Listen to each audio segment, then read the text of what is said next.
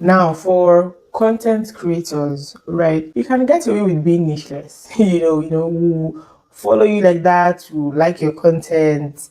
However, I cannot guarantee longevity with being nicheless, right? You get there, but I can't really say how long you're going to last in our memories unless you don't, like I said in the beginning, unless you do not have plans of, being timeless and continuing, growing with us, through the times and ages. I think all I'm trying to say is that even as a creator, you need to niche down. I like how Adefe puts it. She said, niche down within yourself. And that means that for every phase of the journey that you find yourself in life, niche down to the people who can relate to that phase of life you're in and create for them. And this doesn't mean in any way that you have to be boxed in or you have to be creating the same kind of content every day because you're creating for a specific kind of people. No. In fact, you cannot even exhaust all the content even if you create every day.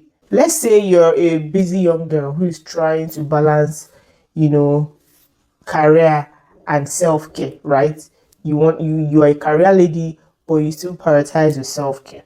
Let's say that's what your content is all about, because that's the phase of your journey you are at that moment, right? So your niche would be career ladies who still want to have fun. Do you know how many kinds of content you can create from just that niche? For example, let's say I'm your target audience. I'm even your target audience because I'm a career lady and I still want to have fun. So let's say I am your target audience, right? If you're a creator like that. So anything fashion related, food, personal growth, health, fitness, maintaining your friendships, or anything that would help me grow in my career, I'm there.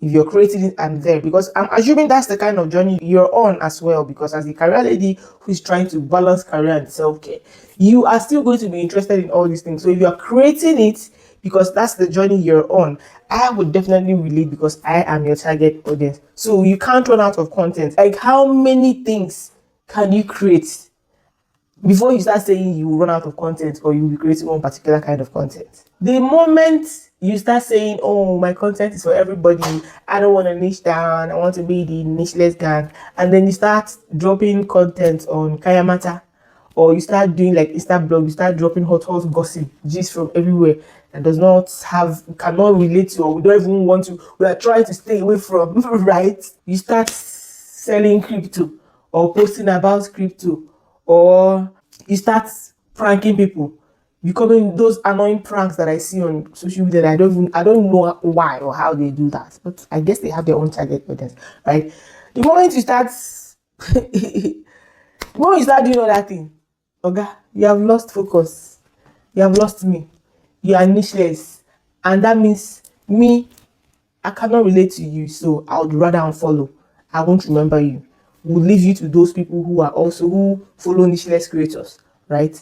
But just know that once they are tired of you, they move on to the next person. There's no longevity there. There's no loyalty in the nicheless gang. Because how does Kaya matter or prank relate to a young woman who is trying to balance career and self-care? So please don't stress me. I know you can't create for everyone. Create for your niche. Having your niche in mind makes your content creation journey easier.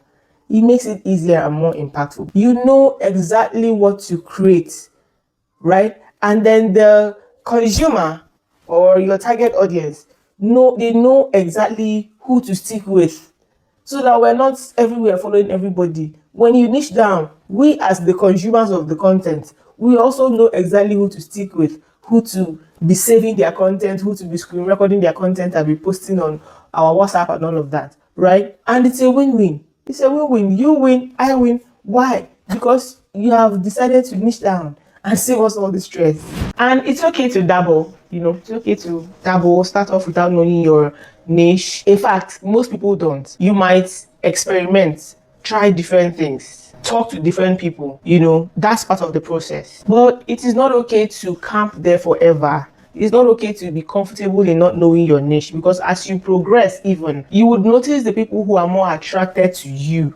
You would notice the people who relate more to your content and the kind of people who keep coming back for more. So by all means, don't remain in the nicheless gang. You can start off from there, but don't remain there. And with these few points of mine, I hope I've been able to convince you and not confuse you that having a niche is as important as drinking water every day.